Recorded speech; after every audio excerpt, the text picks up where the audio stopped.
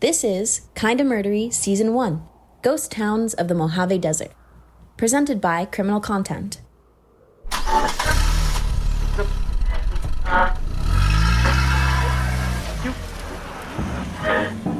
You're rocketing down the 15 freeway between Vegas and LA. It's a scorched wasteland of airstream meth labs and unrelenting heat. This is no place you'd want to stop. But the car's on fumes, so you take the exit and you pull up to the gas station. It's abandoned, a concrete canvas that some local Michelangelos turned into the Sistine Chapel of spray paint penis. A grave marker for every crazy story lost in the desert sands. These are the ghost towns of the Mojave Desert. And this is Kinda Murdery.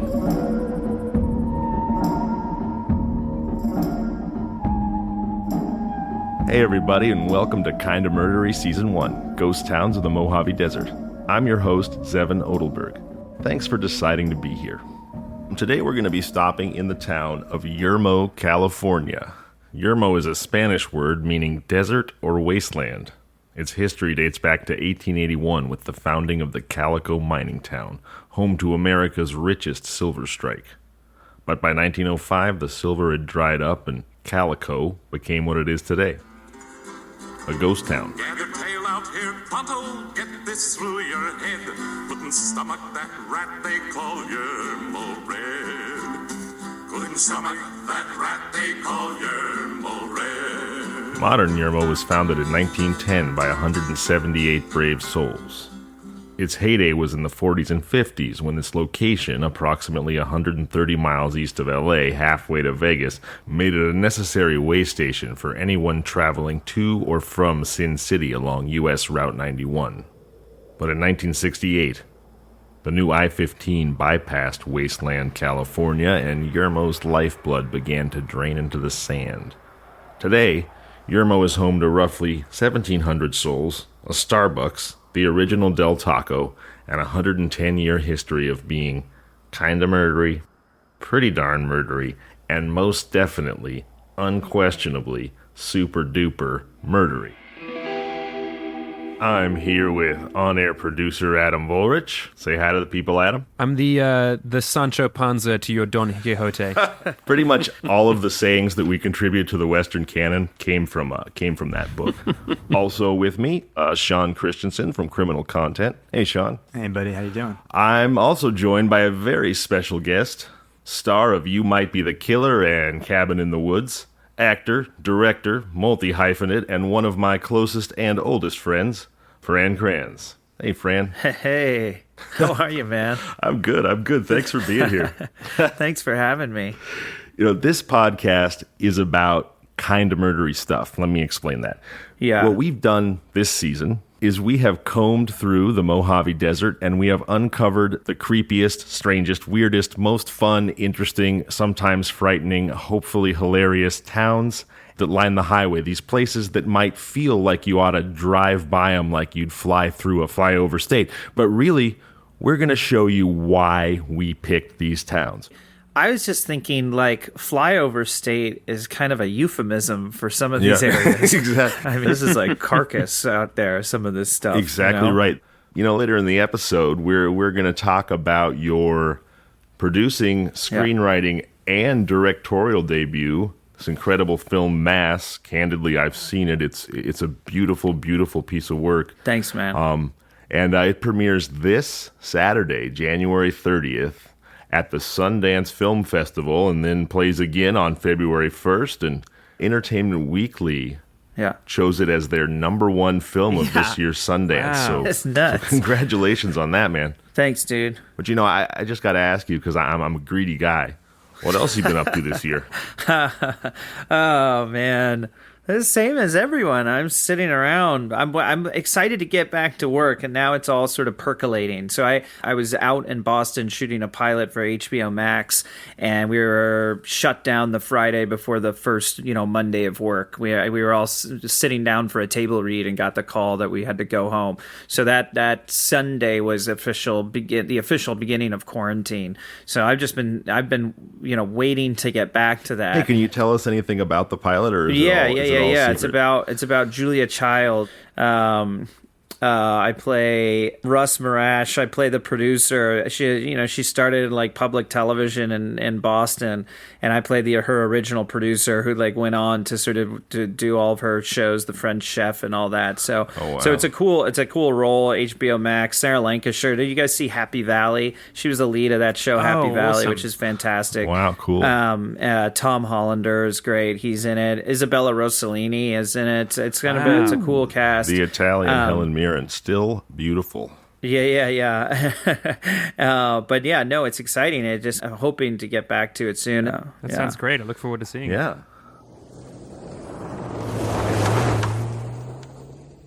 Today, we're going to talk about the town of Yermo, California.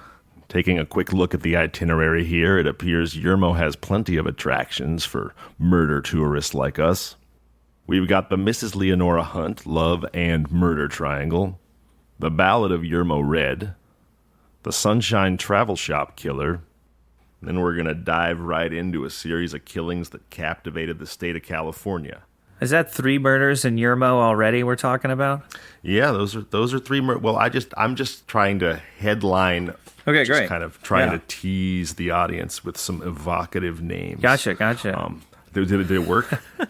yeah, it did. I feel sufficiently teased. Yeah, exactly. I'm all revved up. Oh yeah. All right. If you told me, back in college, 20 years later, I'd be in the room that I grew up in talking about murder with you, I just wonder how many things went wrong. Yeah, you're like, I'm begging you to pay for a decent attorney because I don't want to be stuck with the public defender. Yeah, what happened? What terrible course of events would lead us here? Yeah, from such a good start. I know we were off to a good start. Now we're just the engine stalled out somewhere in the middle of the 15 freeway, apparently. Maybe it was some decisions we made out in that desert, Yeah. So have either of you driven through this part of the desert? We used to go.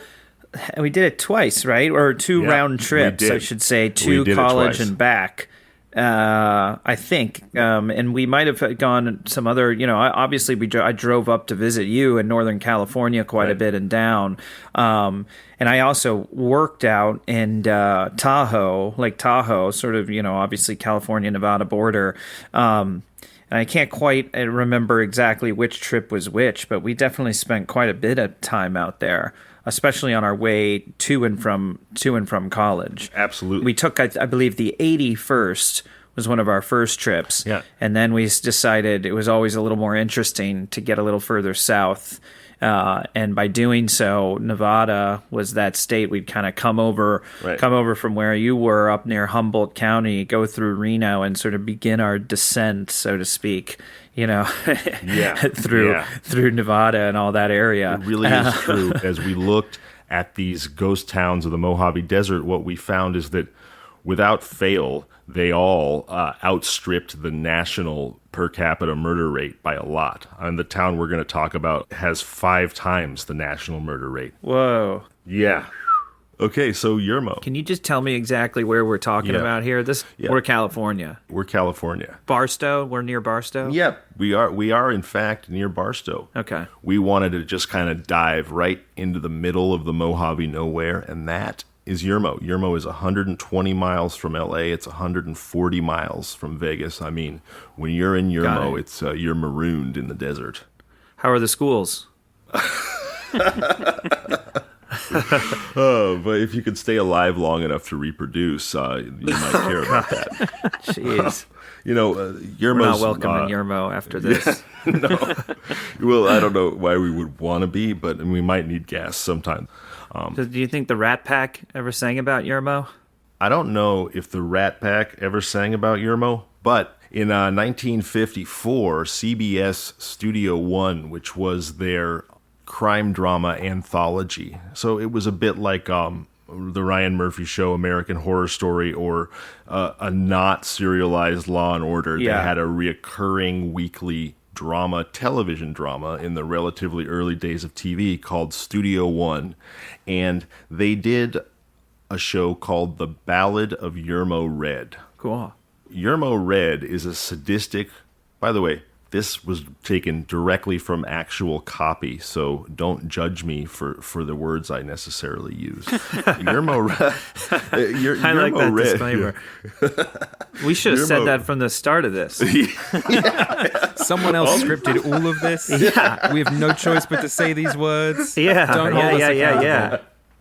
Fran Kranz never wrote and directed a movie. He's never been to Winnemucca. We're all playing characters here. Yes.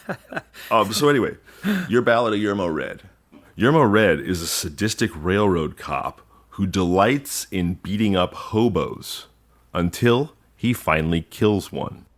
Oof. At this point, the other hobos decide to band together and murder Yermo Red until a pacifist hobo convinces them to instead compose a song entitled The Ballad of Yermo Red, which they sing up and down the railroad line. Tune in to see Yermo Red's reaction. No way. So, That's nuts. I'm just trying to figure out what the moral of that story is. Right, well, I think you'll have to tune in to find out. But the reason... who's the good guy? Who's the bad guy? I mean, it's just super confusing. Here we are on this show telling you, okay, Yermo's super murdery. Yeah. But, we might just be saying that to serve our narrative. Maybe like Adam said, this is all scripted. Here's the thing. Now, it's possible that this railroad cop who likes to beat hobos to death has red hair, and that's why he's called Red. Sure. But maybe he's just named Red, in which case the only adjective attached to this particular violent murder is the word Yermo.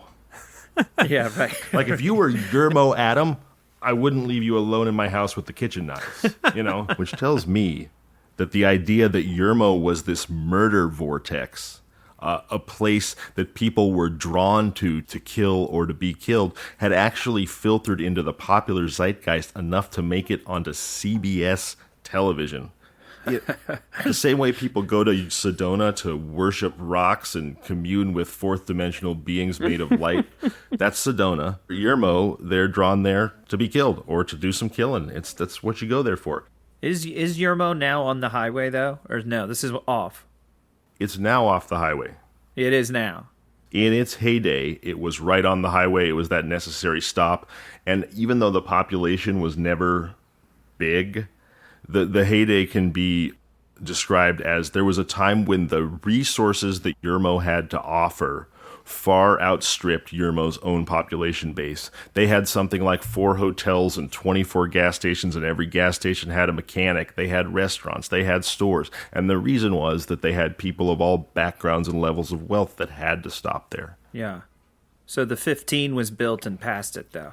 Yeah, in 1968, they built the 15, they bypassed Yermo, and that was the beginning of a long, slow decline. Ouch. Yermo still does have a Starbucks, though. They have... Well, doesn't everywhere?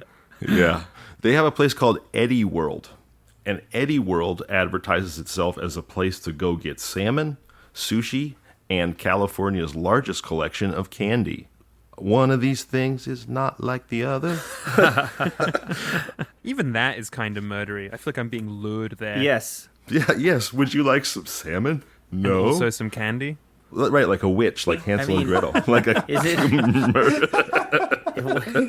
Is it a restaurant? Is it a store? How do they sell this? Is the sushi package? Well, in California, every rest area is murdery. It's like you go there to pee, you're lucky to make it out of the bathroom alive. That's how it feels. If I wash my hands, they're gonna get dirtier. Well, in New York, they pay so much road tax that when you go to their rest areas, it's like practically like going to a theme park. I mean, they've got like Subway, they've got Starbucks, they've got every kind of like tourist snack. So anyway, Eddie World is trying to be like that. Google says Eddie World's a gas station. Yeah, no, but I think it's shaped like a giant sushi. Yeah. Yeah. I think it's shaped like a giant soft serve cone or something, though. Even more confusing branding. Yeah. Yeah. Yeah, you're right, it is. So they're trying to make Yermo a place you have to stop again, especially if you like to wash down your salmon sushi with some gas station candy. Gather round, gonna sing you a song of a red-headed hound. He dressed like an hombre and toted a gun. Then he shot at the people and called it good fun. So I mentioned at the top the Mrs. Leonora Hunt Love and Murder Triangle. Yeah. This is in some ways just a classic love triangle that goes wrong, and in other ways it's a really, really strange story, unlike any I've ever heard before. And let me just quickly break down for you exactly what it is that makes this story so fun and bizarre. All three of the people were shot, but only one of them died, and the one who died didn't die from a gunshot wound. He died from a mysterious and apparently massive blow to the head. Whoa. Mrs. Leonora Hunt is married to a man named S.W. Hunt, and they've got a Greasy Spoon diner in Yermo. Are we in the 40s now? Are we? Or actually in 1929. Okay, gotcha. The couple becomes estranged, and she's staying with a friend. Well, S.W. decides he's just had enough, I guess. He goes to the friend's house carrying a gun. He walks into the yard. He sees a man named William Fountain helping Leonora start her car. He immediately draws down on both of them. He shoots Bill Fountain twice in the lungs. He shoots Leonora 4 times in the body. Whoa. Leonora, though, she was one tough broad. What does she do?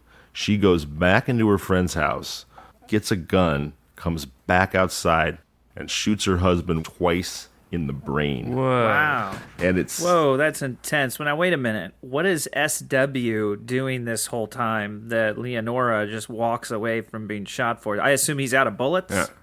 Either that or he figures he shot the boyfriend twice in the lungs and the wife 4 times. He's probably strutting around the yard like Nacho Libre, being like, I did it, you know? Okay, yeah. So we just assumed that he missed, that she just got up and walked inside. Well, like a zombie I think or she was something. bleeding heavily, and he probably figured she was going inside to die in a dark place like a sick cat. Gotcha. But she doesn't. She comes back out with a gun. She kills him. So Wow. the couple goes to the hospital to recover, and then they end up on trial for murder because SW's dead. Now, do we know if they were lovers? Was this some affair Leonora she was having? Bill Fountain claims he was just a stranger helping her start the car. Oof, but bad luck. here's where it gets really fucking weird. Yeah. So they're going to put the wife and the boyfriend on trial for murder. Well, some weeks later, it is discovered by, I guess, the world's slowest coroner that although Mr. Hunt did have a gunshot wound to the chest that was fired from his wife's pistol, the gunshot wound itself was not fatal. And in fact, someone had crushed his skull with a massive blow to the head, and he died from massive head trauma, not from the gunshot wound to the chest. What? He died from essentially having his skull crushed like an eggshell. Oof. Oof. That is gnarly. Yeah, did they find out what the object was? The murder weapon and the killer are still at large. But, I mean, literally it took 2.5 weeks from when this happened to when they suddenly went, oh, no, they didn't murder him. They didn't. He died because an unknown stranger crushed his skull. So someone else had a bone to pick with him. They have no idea who killed him. They actually don't know that it wasn't Bill Fountain or Leonora, but they didn't know that it was, so they had to let him go. Wow. Yeah, just trying to get this straight. So they bring him in. He's shot on the scene, and he's brought in. They're arrested for murder.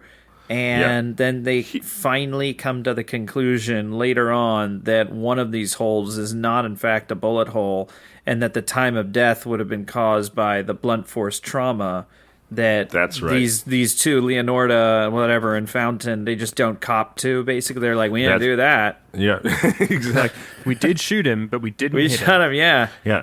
No, And they get off. Exactly right. Yeah, and they're the only ones around. I mean, it just sounds a little fishy. It does. Sounds like Right. a lie. So either they did it and they got off because of the coroner's mistake, or some other very opportunistic murderer in this murder vortex came on by in the middle of a gunfight and gave this guy a bash around the head. Yeah, that's right. Which is likely, I guess, like you said, in the murder vortex of Yermo, It's just yeah, sort of joining the party. It's like, oh, there's a murder. I got to get in on this while I can. Exactly. Yeah. Well, it was reported that there was a traveling railroad tie salesman who was moving through town on that day, but no one thought to question him. What? No, I made that up. I mean, it's cartoonish to think that some third party runs in here and just bashes the guy quickly and runs off. He's like, and Leonora is like, hey, well, I guess I don't care. I just shot him. Thanks for the assist, bud. Yeah. So there's one more I want to hit real quick before we jump into the main event. In 1987, there was the Sunshine Travel Shop murder on Sema Road. Okay, here's what happened. We were alive for this. This is spooky. I know. Manager Christopher Assay, at 26 years old, he kills an armored guard. What, the guy's wearing armor? No, like he drives a Brinks truck. Yeah. Okay. So he's got a 22, which it can be hard to kill a cat with a 22. Trust me, I've tried. But he manages. What? No, just a joke, Adam. I love cats, especially when they shit on my lawn and they don't belong to me. So he shoots the guard with a 22. The guard goes down. He then grabs the guard's .357 Magnum and double taps the guard with the guard's own Magnum. Then he makes off with $16,000 in store receipts. And by the way, he's working at the store as I was just going to say, manager. I thought this guy worked there. Yeah, he does. He's the manager of the store. The armored car.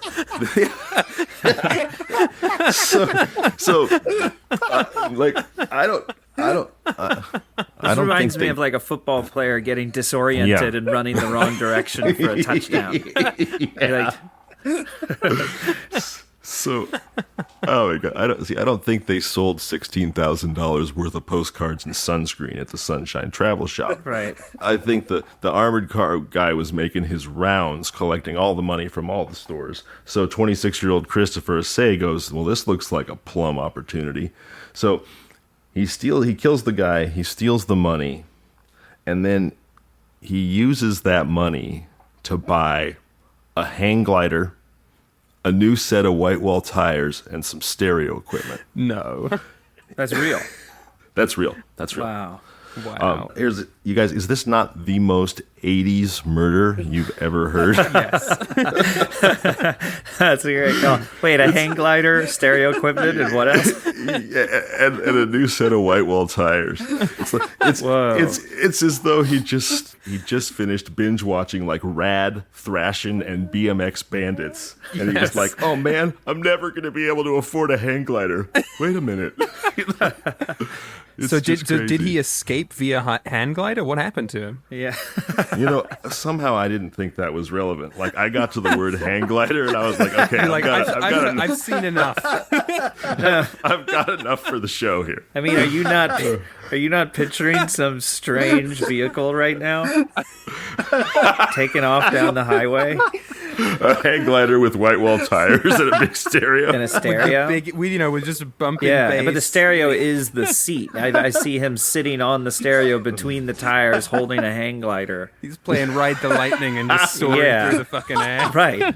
And actually doing a good job of it, like getting away. The thing I like about this story, other than the general absurdity, is that, again, it's more recent. So it's like Yermo just continues to be so murdery. Yeah, in fact, the town slogan is Yermo, California, now with 110 years of constant murder. All right, we're headed into the home stretch here. Stay with us because it's time to get back into that quantum-powered murder truck and head back to the Great Depression. The year is 1931. The man is Gilbert Francis Colley. He's a 53-year-old itinerant blacksmith who left Dallas, Oregon, and traveled to California in search of work. But instead of finding work, he finds himself convicted of murdering two men He's suspected of killing at least 6 others.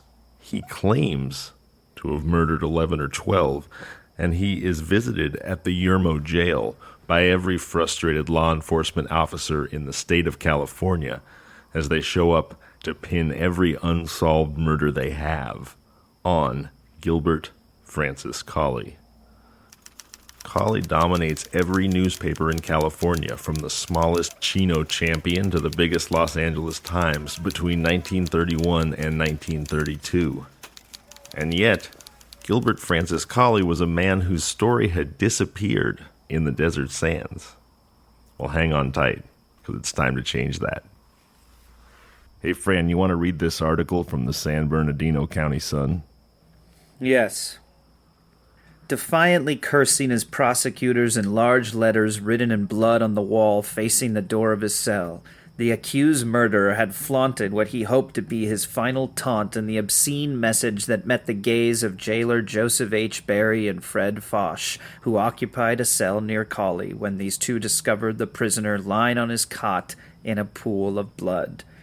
On a side wall above his cot, Cawley had smeared the words, "It is fun to die," also in blood. Surgical treatment was required to close the gash in his throat. His wrists had been slashed.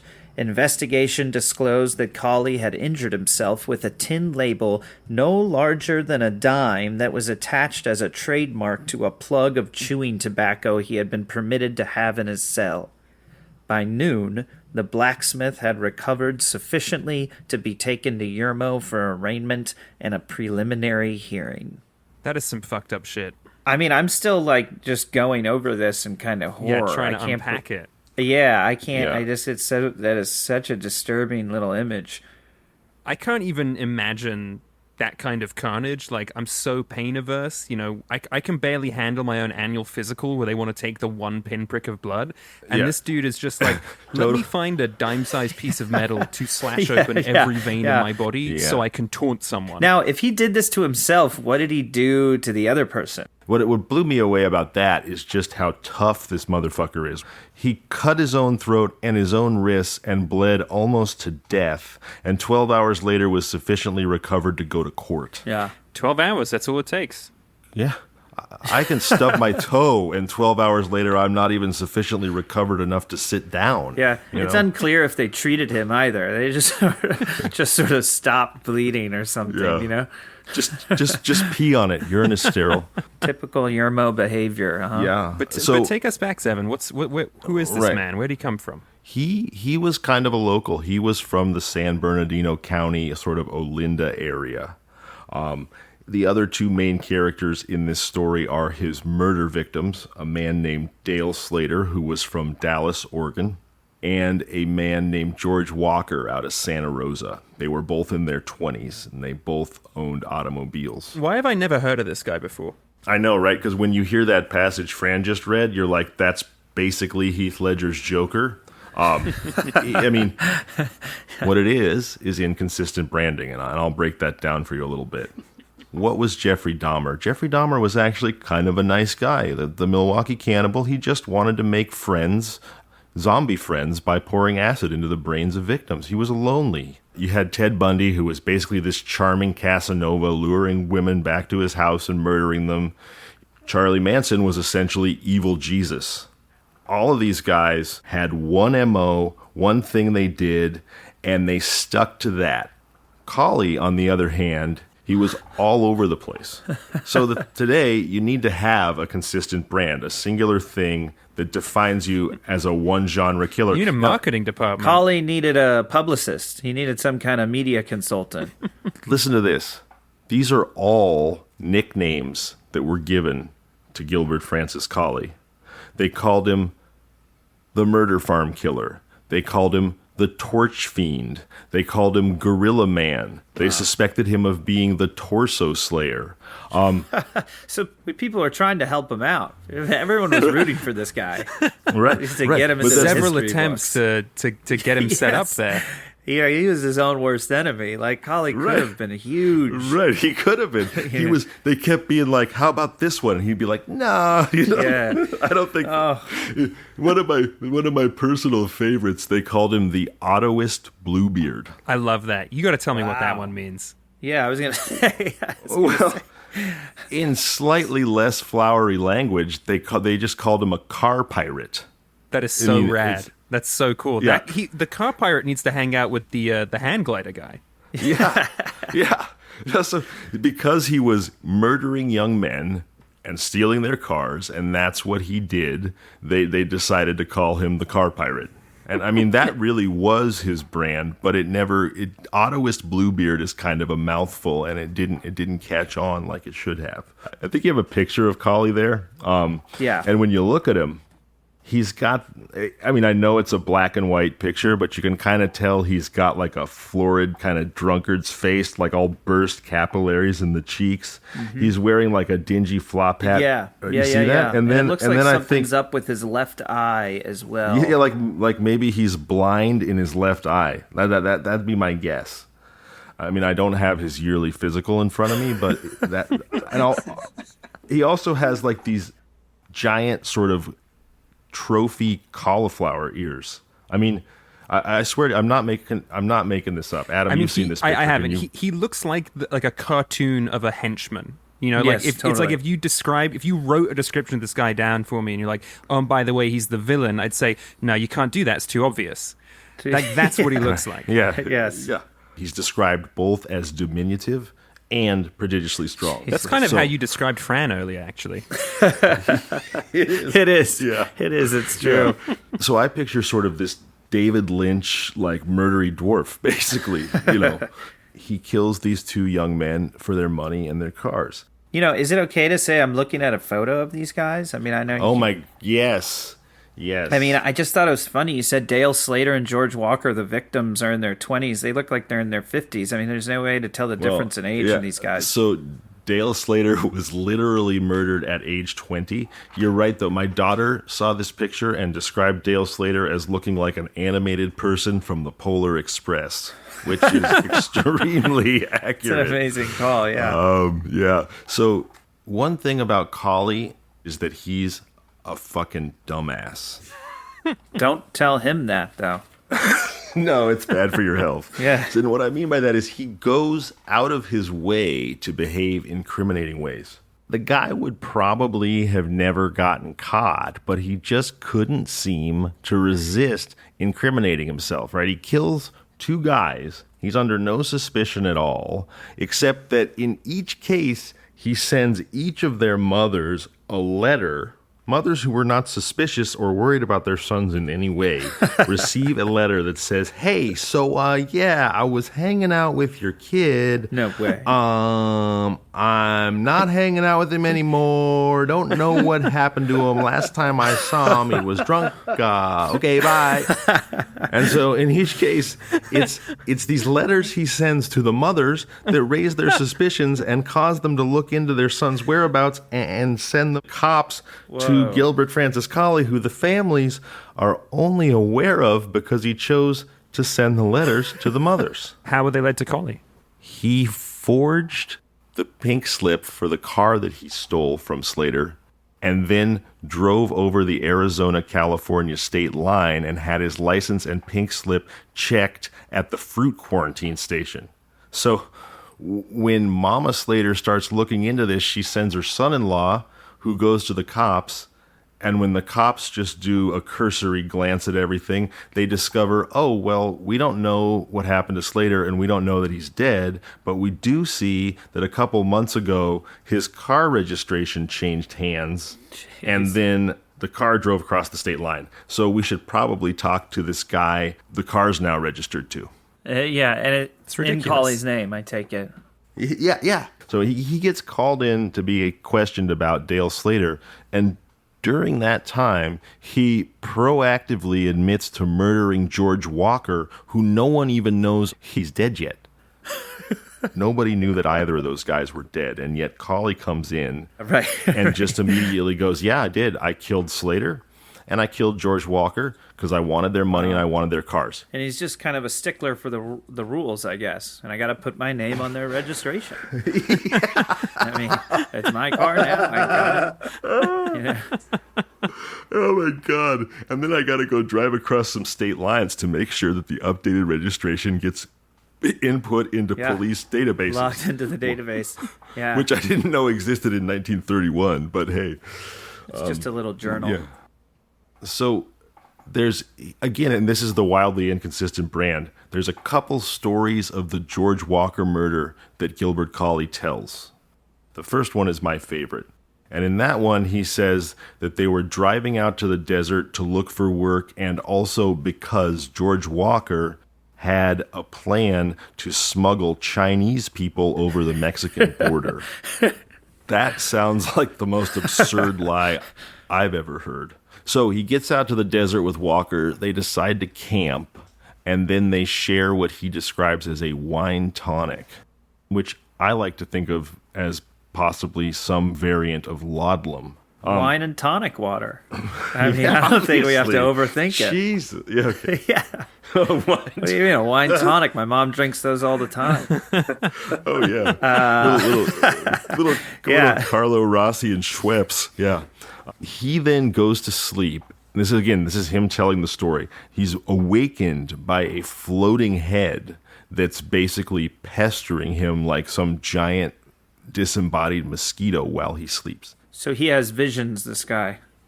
He does. It's almost like Hamlet or something, like, seeing the ghost for the first time. Well, he thinks that this head is an imminent threat. So he proceeds to pick up what he calls a timber and start smashing the head. Well, the head goes down, but Colley's not done yet. He keeps smashing the head until it's fully pulverized. He drags George Walker back to Carbon Canyon. He cuts off Walker's hands and feet, and then he lights him on fire. Wow. Yeah. How far is Carbon Canyon again from where they were camping by the border? They weren't to the border yet. They left L.A. in like probably their Model A Ford. And they got however far they get, which I guess is probably about 15 miles in a day in those old jalopies. And they pulled over. They were still in San Bernardino County. Carbon Canyon is about 15 miles east of the city of Olinda. So we can still go visit Carbon Canyon today. Oh, yeah. I already booked my Airbnb before we started recording the show. Yeah. Given how stupid Colley is, do we think that he saw that the place was called Carbon Canyon and thought, well, I should probably burn the body here then? Quite possibly. And he just took it as instructive. Right. And again, off-brand. The guy's off-brand. He's a head crusher. He's not a burner. He's not a firebug. He's it's like if you're going to burn the first guy. He's a murder farmer. Right. Oh, yes. If you're going to burn the first guy, you got to burn the second guy. The murder farm was not actually Carbon Canyon. The murder farm was a couple miles outside of Yermo. Wow. Of course the murder farm is out near Yermo, right? After all this. Right. The murder vortex. Right. The murder farm's your name, right? Murder farm's... No. That's the name the newspaper gave it. And they called it that because when he told them where Dale Slater's body was, he said, and if you go out there, you'll find at least 11 or 12 other bodies buried in the sand. So they went out there, they looked. This is the Los Angeles police. And a detective named David Davidson actually told the papers, there's at least 6 other bodies buried here. They didn't find any other bodies. Essentially, they decided that they couldn't make the case for George Walker. Even though Colley had confessed to the killing, he later recanted, and the police said, you know what, we don't have a good enough case for George Walker. So at that point, Colley was released from Los Angeles jurisdiction into San Bernardino jurisdiction and taken to Yermo, which is where they found Dale Slater's body and his also crushed skull. So that jail cell where he cut open his wrists and his throat was in Yermo. That was the Yermo jail. Of course it happened in Yermo, right? Where else would it be? Yeah. Right, the murder vortex. As I get this guy to Yermo. Well, I was researching collie on the same page as this story. I also found a story out of San Diego about an actual collie dog who refused to stop trying to wake up a mother, and as a result, saved her 14-year-old boy master from being asphyxiated by a gas leak. So, like real-life precursor to Lassie. So that's the human collie is crushing skulls. The dog collie is pulling the covers off mom and waking her up to save the little boy's life. So I don't know what that says about us. Comic but I think balance. It says a lot. Right. That's a happy ending. You should have one of those for every episode, you know? Oh, yeah. A little breather. Find some heartwarming story in the paper. Hey man, so I know you recently completed your first feature film as a writer, director, producer, and then that film got into Sundance in the prestigious premieres category and is going to premiere January 30th and February 1st. You want to tell us a little bit about that? Yeah. And I wrote this one and directed this one. I was lucky. I got 4, as good as it gets. You know, I had 4 great actors, Martha Plimpton, Ann Dowd, Jason Isaacs, and Reed Birney.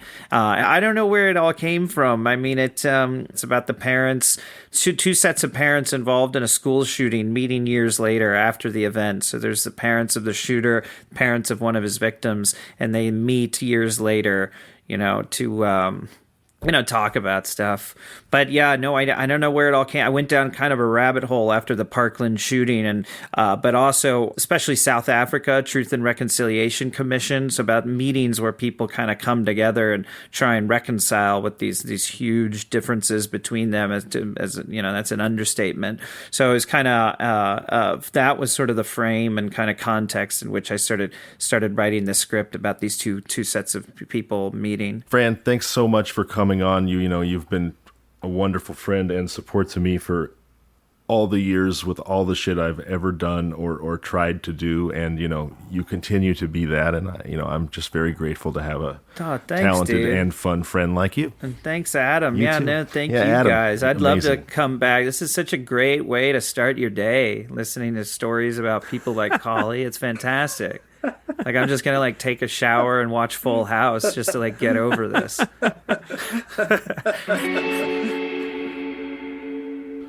Well, that's gonna do it for Yermo. Thank you so much for choosing to spend your time with us.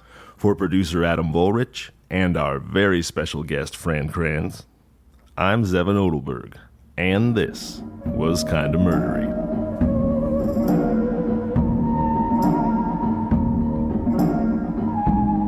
This is Kinda Murdery, Ghost Towns of the Mojave Desert, presented by Criminal Content. You can find us online at kindamurdery.com and on all social media at Kinda Murdery. Email us at contact@kindamurdery.com. Listen to us on all your favorite podcasting apps: Apple Podcasts, Spotify, Overcast, Google, and more. Don't forget to rate, review, subscribe, and tell your friends about the show.